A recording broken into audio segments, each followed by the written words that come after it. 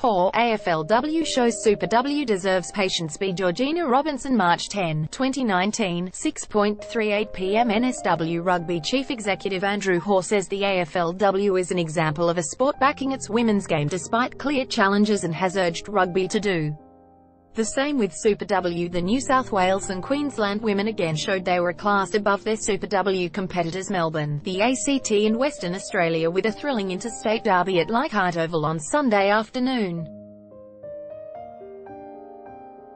Rookie New South Wales winger Maya Stewart pops up after scoring her debut try in the Waratahs' win over Queensland at Leichhardt Oval.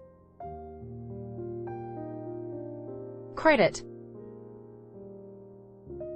Stuart Walmsley, Rugby.com.org. Amid fears of a two-speed competition developing, with the Rebels languishing at the bottom of the table, and the traditional women's rugby strongholds looking set to dominate again, Hore said the two-year-old tournament needed the same support and backing given to the women's game in AFL. "I've got to be honest, the AFL is a pretty poor standard and they've decided that they'll stick at it," he said. "You are going to get, from time to time, blowouts.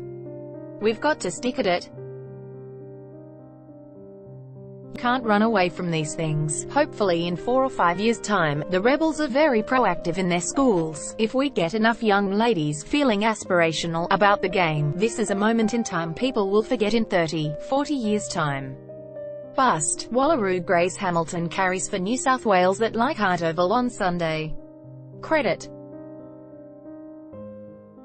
Stuart Walmsley, Rugby.com.au. Will it matter, ultimately, with the big picture in mind, with where we want to take women's rugby in Australia?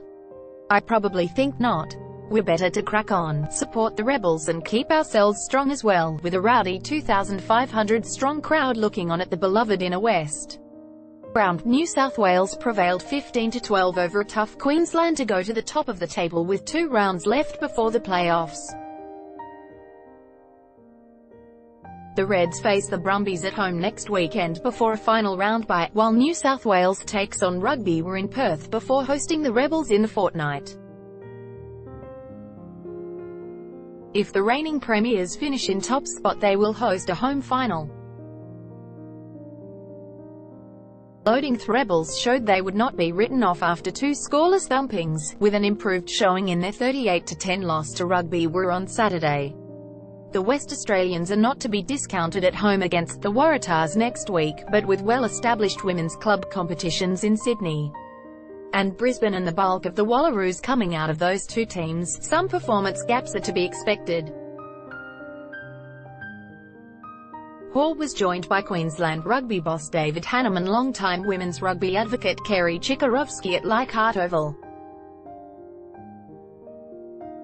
While Wallaroos coach Dwayne Nestor watched the match with Rugby Australia's head of women's rugby, Gilly Collins.